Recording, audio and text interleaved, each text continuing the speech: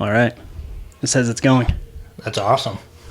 Cool, man. Yeah, it'll be good. So thanks for asking me about it. It'll be fun to just chat it out. We used to chat on shift all the time, but... I know. We've always like, hey, we ought to do a podcast about that or whatever. So it's good to finally get together and do it. I totally agree. And there might be some background noise. There's people out in the gym that are screaming. That's cool. But yeah, so I guess let's just chat. Let's do it. How you been? I'm good. Good. It's weird. Just focusing on business and thinking about your future at the same time, not doing what is, I guess, socially accepted, like contributing to a 401k and adding to your Roth IRA and doing the 9 to 5. It's definitely different. Yeah. No, I feel the same way. I kind of was thinking about that a little bit today, just, the last 6 months or whatever, and kind of that identity thing, like people are like, hey, what do you do? And it's like, well, that's a good question. What do I, identify as now as far as what do I do? But it's kind of interesting too, as a society, I've noticed that like, that's kind of how we label people is like, hey, what do you do? Well, I'm a farmer or whatever. And it's like, oh, okay. Kind of ends there instead of digging deep down in and being like, hey, what do you do like for fun, or what do you do with your family or whatever, Yeah. So. Well, yeah. And even if someone says, what do you do? We automatically think, what do we do for work? Yeah. Like, what do you do? Well, I dirt bike. Yeah. Oh, well, what do you do for work? Oh, well, that's a different question. Yeah.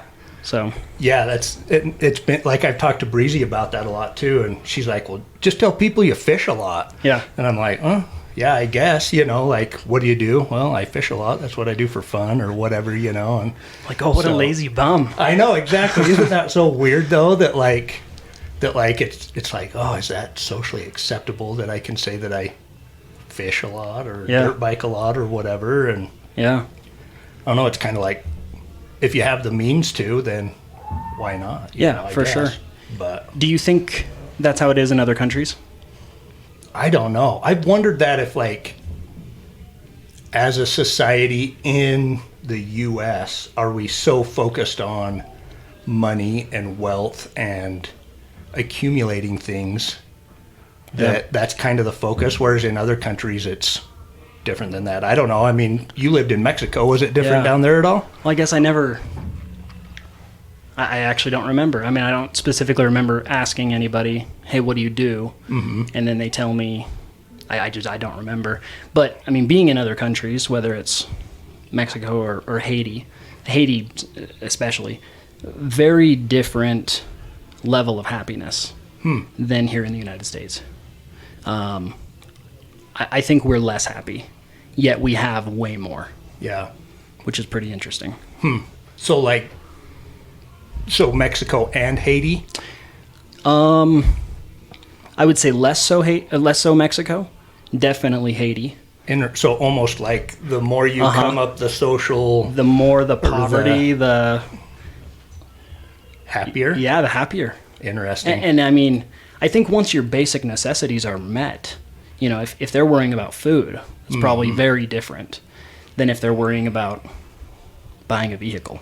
Yeah. So once those basic necessities are met, they're pretty happy people. It was interesting to come back to the United States and be like, man, that guy's wearing $150 pants. Yeah. And $150 will put somebody through school in Haiti. That's crazy. So. Well, and like, do you think that it's a higher level of gratitude? Like, they're so, I mean, I'm sure because like death rates and, just the poverty aspect. Yeah. Do you think there's just gratitude there? Like, hey, I was able to get up out of bed this morning. I'm not dead, or I'm not like, whatever. Do you think that like it's just more gratitude, or what would even cause that? It's gotta be. It's gotta be something like that. Yeah. Interesting. I guess Maslow's hierarchy of needs. Their needs are met. Yeah. And maybe that's all they know. They're not looking on Instagram judging themselves against somebody else or something. I don't know. Yeah, it's pretty interesting. Huh.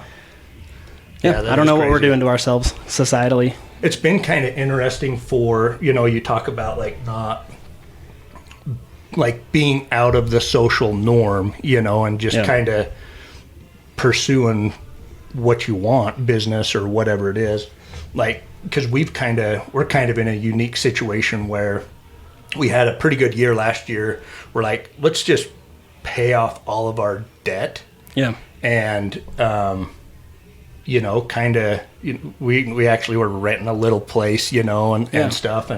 And we were able to sell some real estate and stuff like that. And we're like, let's just pay off our debt, really downsize and just kind of chill for a bit and figure out what the next move is, And it's been really interesting. I've never been in that position really before, and we're like kind of going like, okay, like, what do we want to do? You know, like if we could pursue anything, like what do we want to pursue? And it's been kind of interesting to go through that and like just, okay, is this, does this seem like something that we want to do, or are we just doing it for money, and kind of going through that.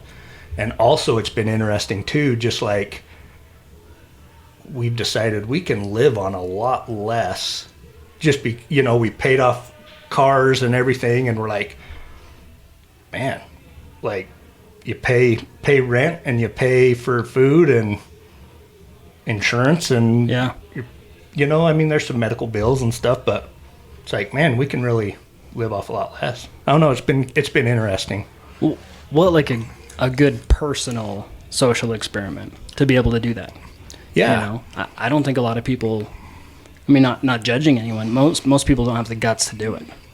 It's scary. Like you put all this time and effort into becoming your career and then saying, hey, let's do something else. Yeah. It's kind of scary. Yeah, for sure. But so far worth it?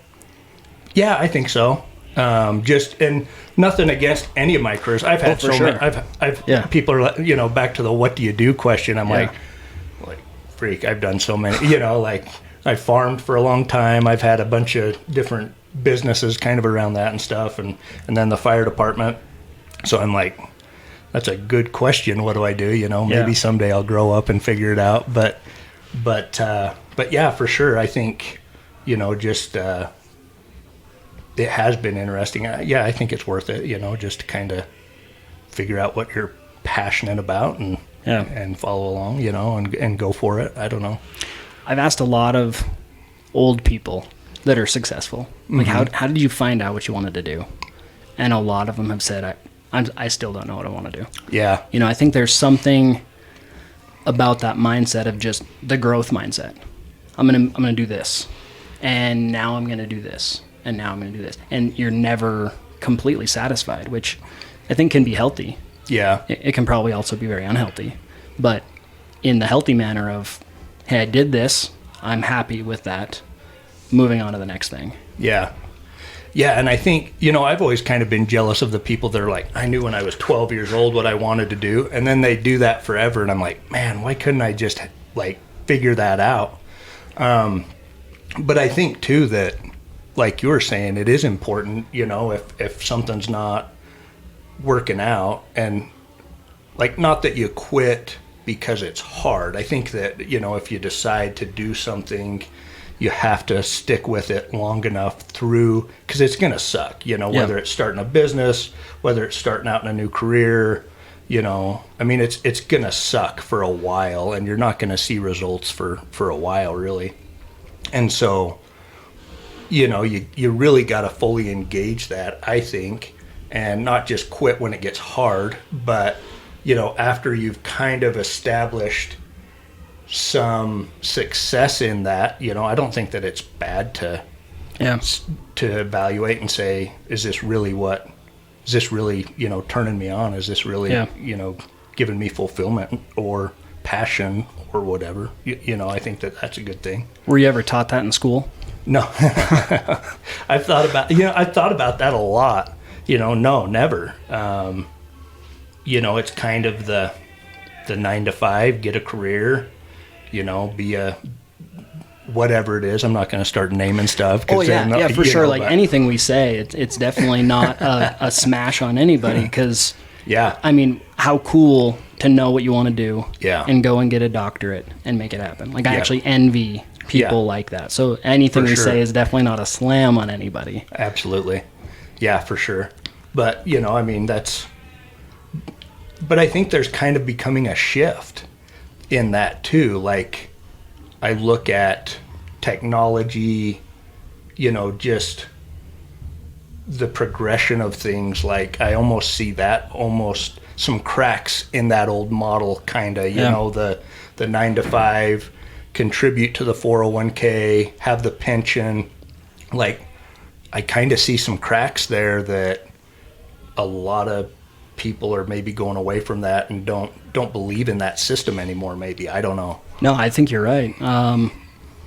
And really, it's interesting because the more shift that we have to technology, there might actually be more of a distrust. I mean, even think fake news, which I guess if we upload this to YouTube, we're not supposed to say that. But, Are we going to get flagged with that? Yes, Is it? It would be awesome to get a channel taken down right when it gets put up.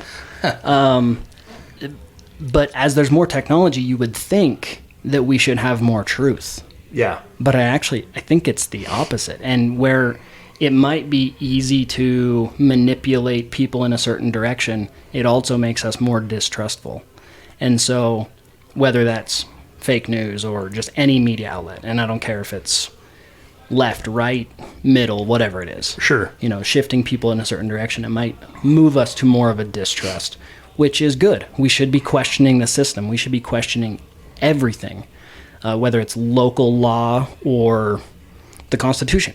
We should be thinking about and questioning everything. Is it right to go to college, get that associate's, get that bachelor's, get that career, contribute to 401k? Who's managing that money? Where does that money go? What are the fees associated? Where is it?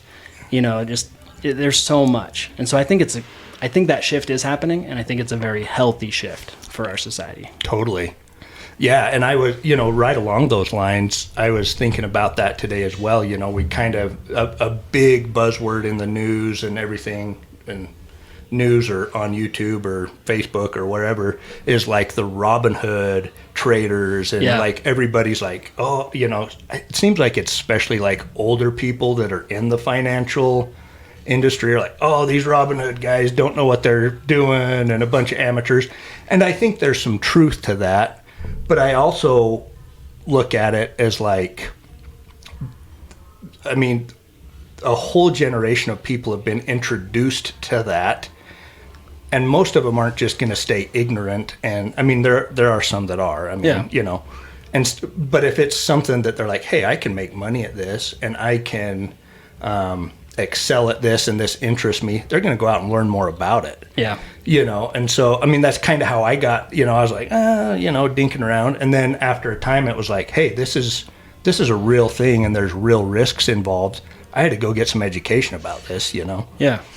Well, then you get, learning about it, and you're like, why am I sending money off to somebody else that I don't know who they are, I don't know what they're doing with it, when I have the tools and everything? I can do my research. I can, maybe I don't have 30 years in the industry or whatever, but that distrust creeps in. Are those people really doing what they think that they are? Yeah.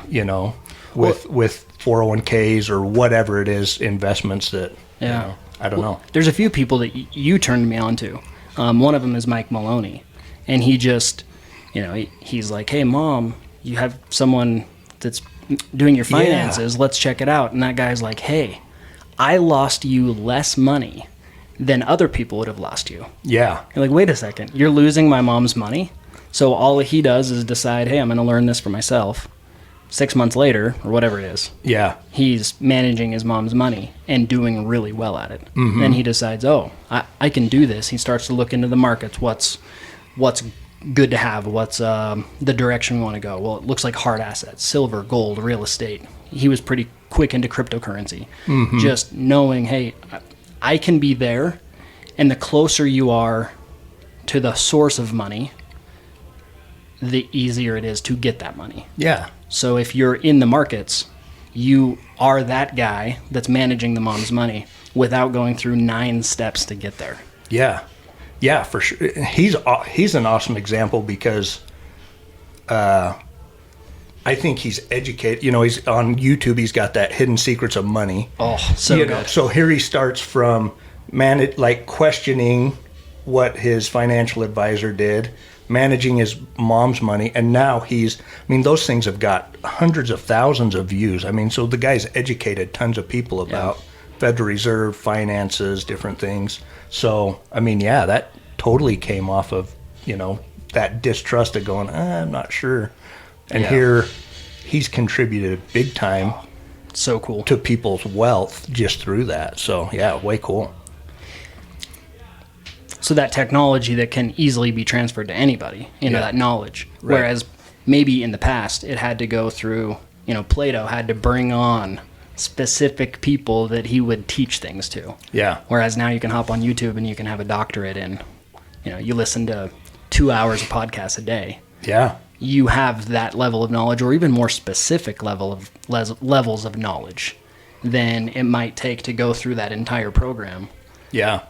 And have tons of, and now nothing against general education, but having all that generalized knowledge when really it's that specific knowledge. So maybe personal question, but have you lost on a lot of trades after going through that learning curve? Do you lose on a lot of trades? No. I mean, and, you know, and I think too that, so I got to a point to where, I mean, let's be honest, the last year, I mean, come on. It's tough to not win. Right. And so, you know, I think the important part is kind of saying, hey, you know, time out. I've got to really, you know, I'm not that good. Yeah. I need to get some education, some training. And so, you know, I did that. And so, I mean, of course I've lost. I mean. Yeah, for sure. But, I mean, that being said, I've lost in other businesses. I've lost, you know, and so going into it, I'm like, losing's just kind of par for the course when you're learning something new. Now there's ways that you can get around that, paper trade accounts or whatever, which is really cool. And I'm by no stretch like a professional trader or anything like that. I do very conservative stuff, but I think that it's stuff that anybody could do with a minimal amount, you know, not minimal, but you definitely don't need to go get a doctorate to understand this stuff, you know, I mean. And totally life-changing. Oh, yeah, for sure. Like, that's what's crazy about it. Yeah. I think we're so tied to security that we're unwilling to just hop on YouTube and learn how to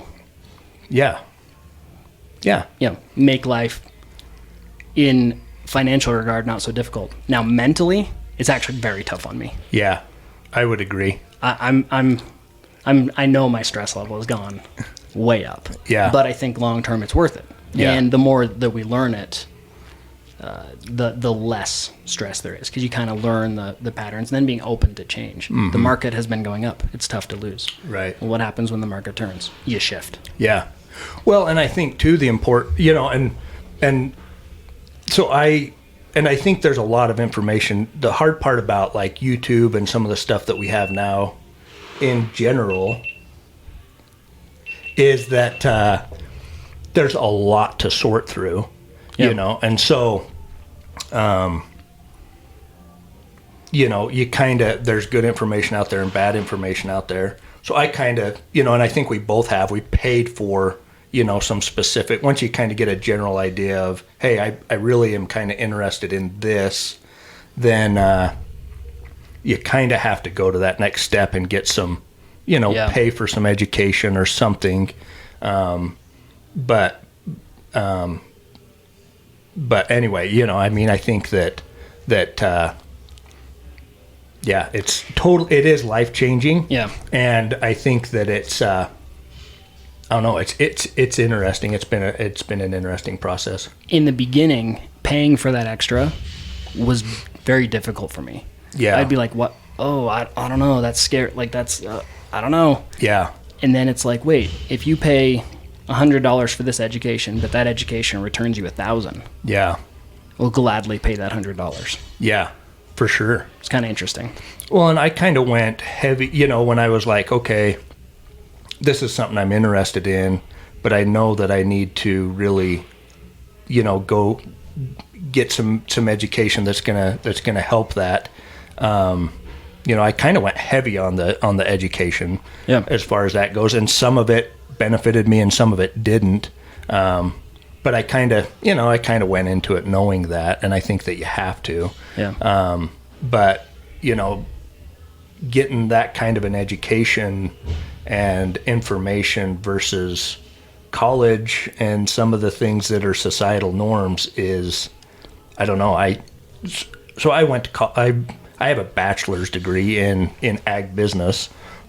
Great experience. Not going to say that it wasn't, but I almost, think that if you're going to be in business or, that kind of a mindset of I just want to work for myself and find opportunities and that kind of thing, I almost think it's better to just jump in, just kind of jump in.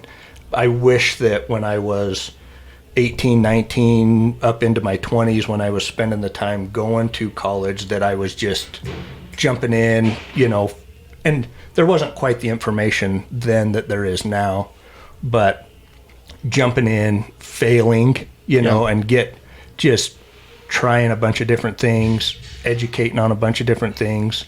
And, I think that would have been a better education, maybe, probably, than going and actually getting the piece of paper, so.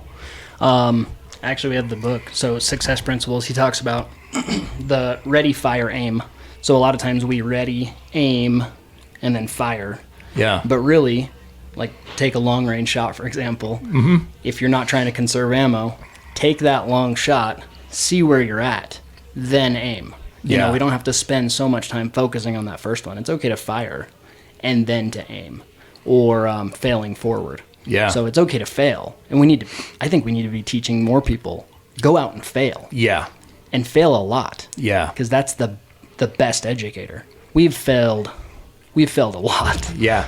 But every time we do, if you have the right mentality, then you can shift, you can learn from it, and then hopefully fail less in the future, or fail less harshly in the future. Well, and I think, like, I heard a thing from Jeff Bezos, where he's like, I have failed to the tune of billions of dollars, and I'm like, holy cow, like, it just, failure is, and even like failures are just, it's not that big of a deal. Yeah. But in society, we act like it is such a big deal. Like our school system, like, oh, you got a 75% on this paper. Well, I mean, does that mean you're an idiot, or does that mean you just actually cares? don't care about social studies? Yeah, I mean, it's interesting to me how, and I thought that I was pretty open to, like, I'm not programmed that way, or I'm not, but as I get older, I'm like, man, I've got stuff ingrained in me that I don't even know where it came from, but it's just that, education and society and how we view each other and things, like we really, it's interesting, that It was the Rockefellers. Oh geez, It all started with the Rockefellers. Well, and I mean, if there's some truth to that, if so maybe another topic for another day, but we actually, so my wife is, she's got her degree in teaching. Yep. And taught elementary ed for a little bit. Her mom's a teacher, awesome teachers, both of them. But so we she studied education quite a bit. I mean, she's not, a doctorate or anything like that. But so we actually decided that we were going to homeschool, and have kind of been going down that road. Some homeschool, some, like private school, or, not really. Yeah, charter school type stuff. Or? Yeah. And just kind of going down that road of that, but we studied it quite a bit to begin with, like the education system and everything. It's pretty interesting. We could get into it another day, but I mean, it is like going back to just Rockefellers and all of that. Like there is some interesting ties. Not that I'm a conspiracy theorist. We're 100%. But I think that's a healthy thing. As long as it doesn't turn into some sort of radicalism that goes completely against the grain. And I think it's good to question. And we have demonized the word conspiracy theorist, but the truth is most things are a conspiracy. As long as there were two or more people that were conspiring to make something happen, it is a conspiracy. They keep coming true. Yeah, exactly. The Rockefellers designed the modern school system. It's just how it is. They wanted better, more efficient workers. And people that didn't think so much for themselves. And it doesn't take anything away from teachers or educators or anything. Like it's none of their fault. It's just how the system is set up. Now, what I love is seeing teachers that kind of go, they take their own steps to make sure that kids are successful.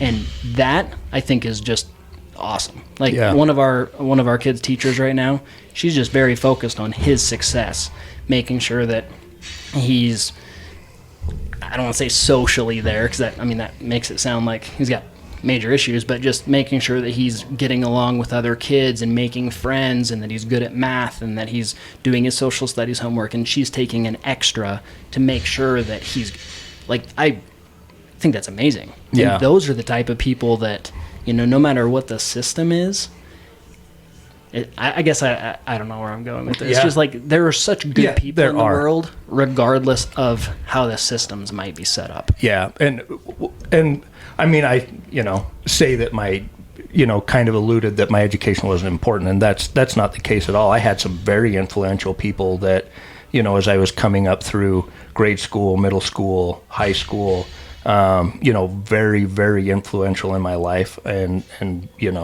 but it was because they went above and beyond, what was required of them, and did that. So no, I think, I think you're right there. One thing that popped in, as we were talking about conspiracy theories or whatever, I think that it's kind of gone from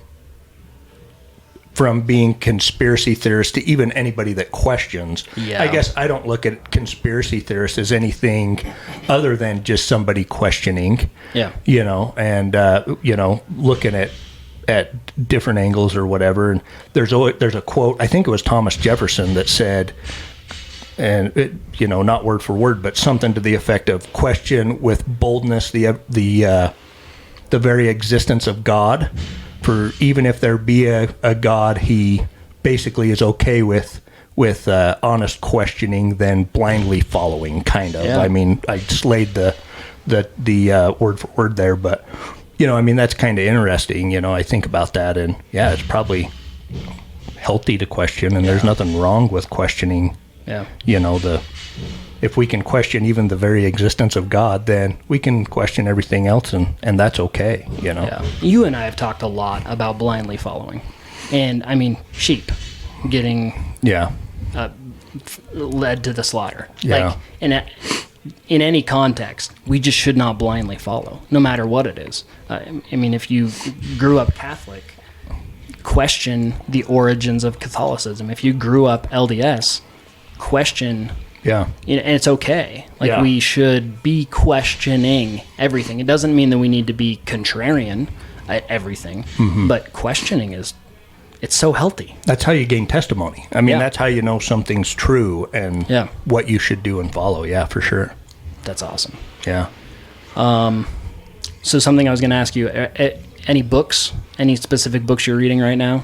I used to read, so I love reading and that kind of thing. It's been interesting as I found YouTube and podcasts and that kind of thing. Like, I find that I kind of do a little bit more there. But I do, and just with everything, running around crazy every day and stuff, it's better to do that or Audible. But there is one that I've really been enjoying lately, and I think it's controlling your own mind, I think, or something like that. So it is by, and I can't even think of it now that I'm on the spot, but he wrote, or Napoleon Hill. Oh, Outwitting the Devil. So this one is called, I think it's called Controlling Your Own Mind. Let me see if I've got it on my phone. And it's...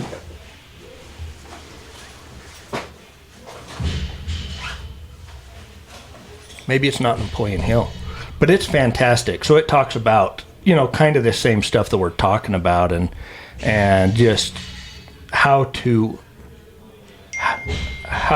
own your own mind by Napoleon Hill. Yes. So same guy that wrote Think and Grow Rich. Yeah. But he's talking about, or he's interviewing, was it Andrew Carnegie, right? That was the big steel guy. Mm-hmm. So he's interviewing him and kind of going through, some of these points with him. Very similar to Think and Grow Rich, but that's been a great one. I've really enjoyed that. Just about same kind of thing, having determination and,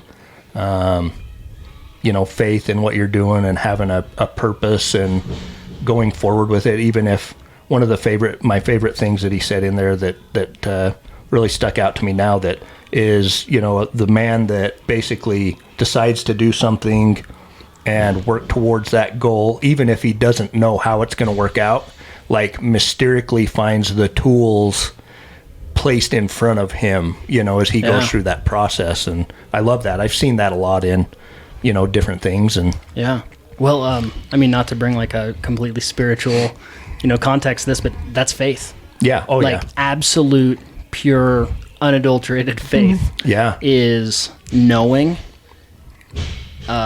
without seeing. Yeah. So I'm going to do this. This is just what's going to happen, and letting it happen. Maybe not pushing back like a river. Bruce Lee, be water, my friend. Just be that river, be that water. Path of least resistance, dam up, break through, whatever's needed. But it really does. It there's a way, and it just seems to happen and we've seen it. Think of all the people that we worked with. They go, hey, I'm going to be a firefighter. Mm-hmm. They make it happen. Yeah. I'm going to be a paramedic. Yeah. They make it happen. And there's some struggle there and some wondering if they can do it, or, and I was just felt the same thing, but you work through it. That's awesome. There's a book, not The Key to Science Theology. You got a good library going there. Yeah, there's some good ones. The Science of Getting Rich by Wallace D. Wattles. Oh, yeah. You ever heard of that? Yeah, I think you borrowed me. I might still have your copy Maybe that's from why it's not the there. fire station. Excellent book. He just talks about a guy that said, hey, I have this one bedroom house and I want to make it better. So he works to getting a fireplace, and then he works to getting a second room, and then he works to, he might have started out with a rug. Yeah. But in his mind, that house was already built. And I just think that's so powerful. And if we think of anything that we've just done and made happen, we've made it happen in our mind way before we made it happen in real life. Yeah. Even I guess I've changed all my passwords now so I can say this, but depending on what I want in my life becomes my password. Oh, cool. Because I have to click it in every single time. Yeah. So it used to be paramedic 13. If I wanted a certain amount of money in the bank, which I've now found is not anything that that's not even in our goals anymore as a dollar amount. Yeah. But it would be that. It would be, Tyler 5,000 or whatever. It's definitely changed throughout time, but what you focus on expands. Yeah. Yes. And there's some sort of faith there that just makes it happen. Yeah, absolutely. Yeah, no, that's a good book. I like it. It's been a good one. I'm on my second time through it. It's good. Oh, cool. So it's also interesting going through books a second time. Yeah. It's like watching a movie for another time. You're like, whoa. Well, and we're always in a different place when we go through that. Like today you might need to hear this, and then you go through it in 6 months and you need to hear something else, or whatever. Have you been listening to anything good, inspirational, motivating? I don't know if inspirational and motivating is, but I've been listening to a book called The $1 Trillion Conspiracy. It's actually really good. Yeah. A lot of stuff that you and I have looked at and read, and the creation of the Federal Reserve and velocity of money. Right now it's into kind of the creation of the CIA and Cool. why that was all there, and whether it's all right or wrong. It's very interesting to just kind of question the narrative. Yeah. Looking at wars, why have wars been started? Is war healthy? Why does it actually happen? Yeah. What's our dollar backed by? Maybe oil. Yeah. Mm-hmm. Where do we get that oil from? Why do we get that oil? Why are we shutting pipelines down? Why are we shutting pipelines down and then bombing Syria? There's just questions. I don't know the answer. Yeah. But it's pretty good. It's crazy because, like, even that kind of stuff, like, I think there's more and more coming out about it now, but, like, you try to explain some of that, like, and we've both dug into it pretty heavily over the last, years, and, like, you try to explain that and some of that stuff, there's overwhelming evidence, I feel like, I agree. like, and you can even find where some of that stuff was set up and it's fact. Yeah. But you try to explain that to some people, and, like, we really have no idea. And I think I say even we, because myself, before I started looking into it, I had no idea. But very interesting. Sounds like a good book. Like, I need to check it out for sure. So even something that people can just get, the Federal Reserve and system of the banks. Oh, I mean, nice. it's written explaining everything that was going to happen in 1916. It's all there. It's how the world is going to be run. It's how the central banks are going to take over. The Fed is going to be the lender and buyer of last resort. It's everything. It's all there. It was written. Yeah. We know it. Yeah. But we also don't want to believe it. Yeah. Well, and it's interesting to see because, I mean, there again, we've been looking. I've been interested in, I don't know about you, but I've been interested digging into this stuff for 7-8 years, just out of curiosity because it's fun. Yeah. But just seeing, like, so before that, you kind of talk about some of that stuff and it's like, people are like, man, you're nuts, Yeah. But over the last year, it's all over the place now, and people are really waking up and going, hey, there's some things here that we need to check out. You know what I mean? Sure. Like, it's almost mainstream now that it's talked about on, the news, and, well, it is. I mean, it's talked on Fox and CNN and wherever, that what the Federal Reserve's doing and everything else, and it's crazy. And nobody seems to care. Well, yeah, that's the other problem. We care, but maybe societally, it's hard. Yeah. It's hard to believe that the system is built on almost nothing. Yeah. And it's weird to look at it, and I guess it's actually scary to look into it so much and then go, oh, we are literally built on a house of cards. Yeah. And all it takes is a flick. Like, whether that's the dollar, whether that's the political parties, whether that's... and I just don't know. Like, I wish I had the answer. I wish I could go out. Or, exactly. really. Or, like, even these power outage things in Texas, I've thought about that, too, like... We're not immune from something really happening. Yeah. Well, that $1 trillion conspiracy book, it was written well before the coronavirus. Mm-hmm. And he talks clearly about how easy it would be for... he didn't use the word virus or even pandemic. He used plague. He used the word plague. Mm-hmm. And how easy it would be to take a plague and to take complete control of the populace.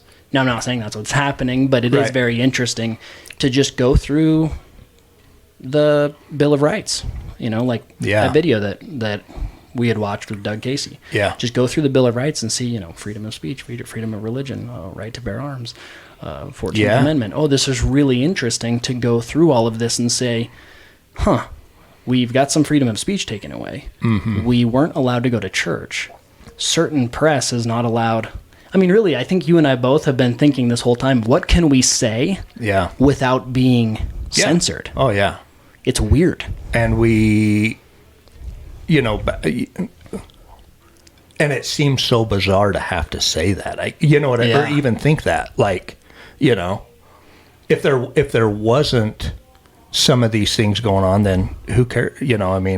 Oh, it's a crazy guy over there, like, who cares what we say? And still, who cares what we say ever, you know. Yeah. I mean, it's so bizarre. And it's being used against people Yeah. so easily, whether it's red flag laws, whether it's, whatever it is. Yeah. People are literally bending over in China so they can get an anal swab I saw that. to know if they have COVID. And if you're bending over and letting someone stick something there to see if you have a respiratory virus, we have issues, and it has nothing to do with the virus. Did you see the meme that was like, it was like a bunch of, I don't know if it was like guys dressed in suits. So I don't know if it was like business leaders or politicians or what, but they're all like laughing, like almost rolling on the floor laughing. And they're like, yeah, now we're getting them to do an anal swab or whatever, like it felt like, seriously, it just feels like just a bad written movie. Yeah. Like what's the next episode going to bring, Yeah. I don't know what I was listening to the other day, but they also, it brought up such a good point. They're like, all right, power outages in Texas. What's next? Like, what's that next piece of news? Yeah. Now, I'm not saying it's all scripted or what, but like, we just jump from one thing to the next, to the next, to the next, and we just never are grounded to what is actually going on. Yeah. And maybe that's the technological part that gives us more distrust or whatever it is, but it's kind of scary that we can be so overwhelmed by technology that we can actually forget kind of bringing this all back around, forget the basics, which are, we have food and we have shelter. That's kind of like the most important part, Maslow's hierarchy of needs. We're good. Our needs are met. Mm-hmm. So now we're so focused on things that don't matter. It's scary. Yeah. And we've forgotten those things. Yeah. Yeah. Do you think that the news, because I mean, it's like one thing after the next. And, I've wondered, it used to be that news was 5 o'clock, 10 o'clock, you had an hour news program. Now there's total networks, committed to news. Do you think that like they have to fill time with something? And so maybe people are so clued into that or something that we blow things away. I mean, and I'm not saying that any, the power outage or anything's blown out of proportion, but, some kind of, distortion there versus 50 years ago, there was an earthquake somewhere, maybe a brutal earthquake, and you heard about it 2 weeks later in the newspaper or something, I don't know. Yeah. But, well, I mean, how much differently was the Spanish flu taken care of because they didn't have the constant media that was just bombarding people on it. Yeah. And I don't think it could even be argued that things are blown up.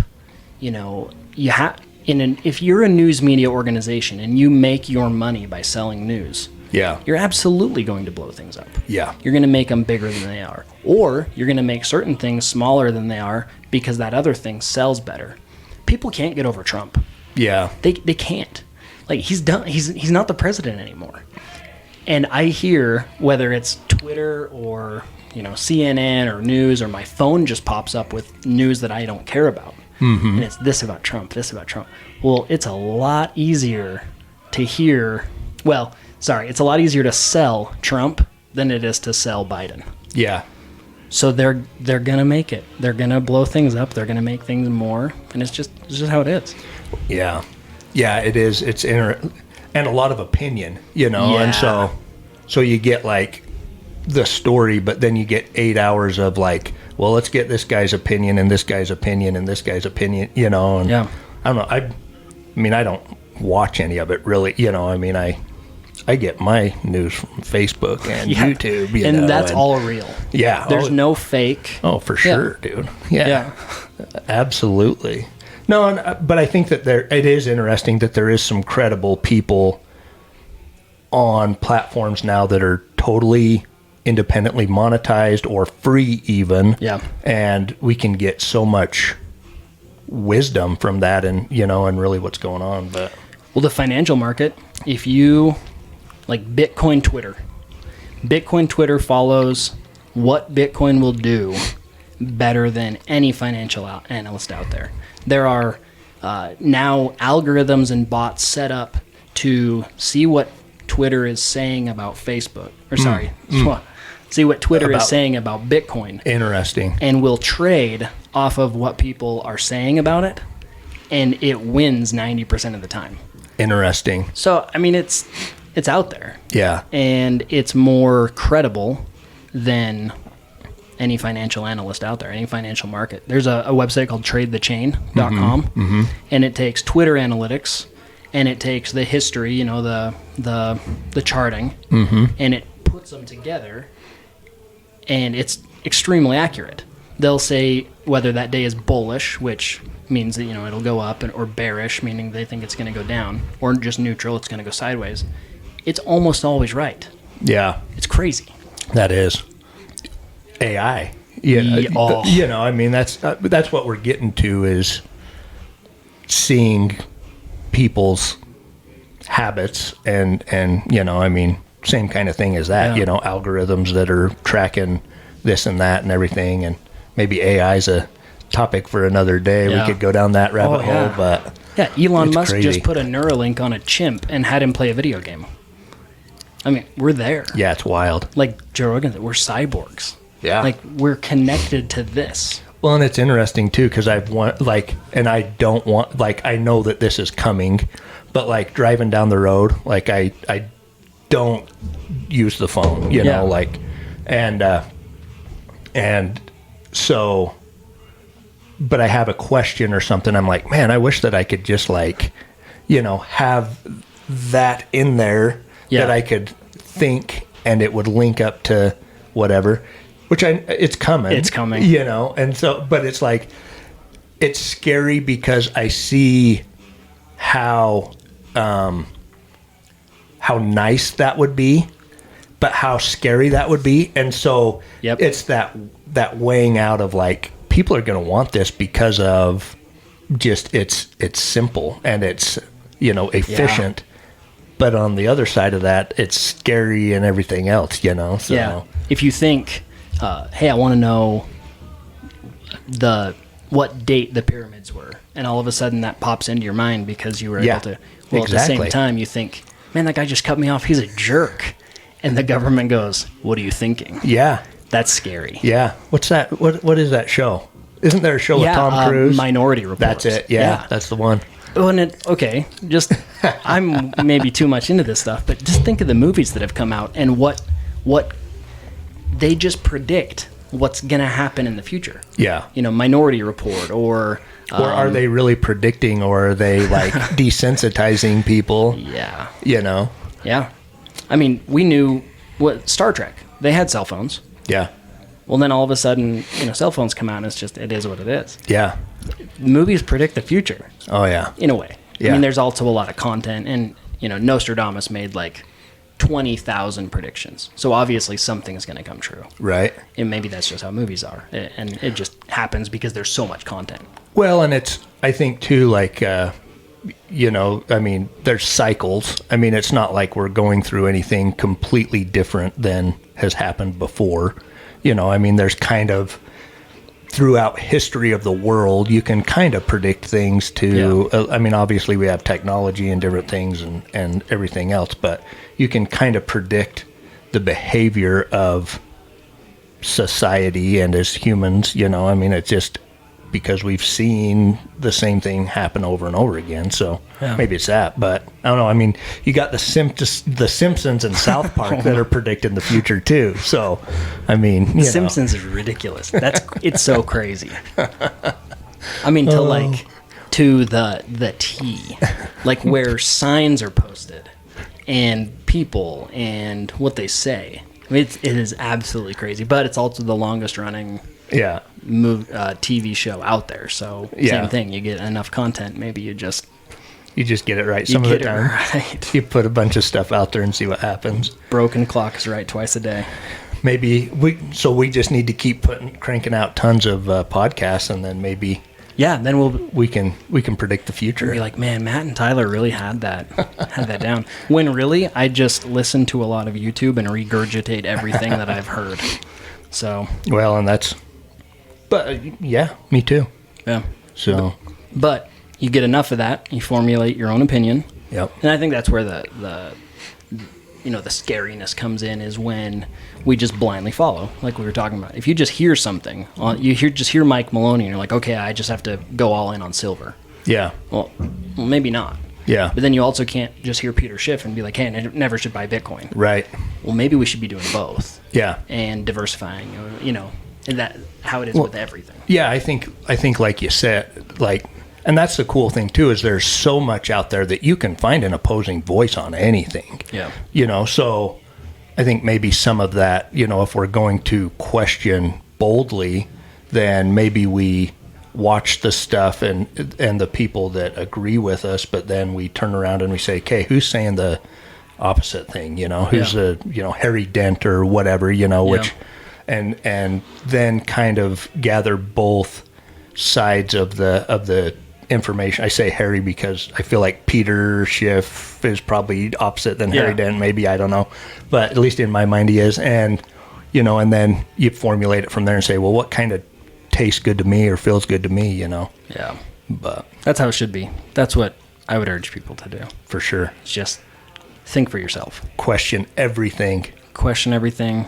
Formulate your own opinions. Think for yourself. That actually seems like a perfect way to finish the podcast. That's awesome. I like it. Okay. Well, let's get together and make this happen again soon. Let's do it. That was fun, man. That was fun. I agree. All right. We'll hit the stop button.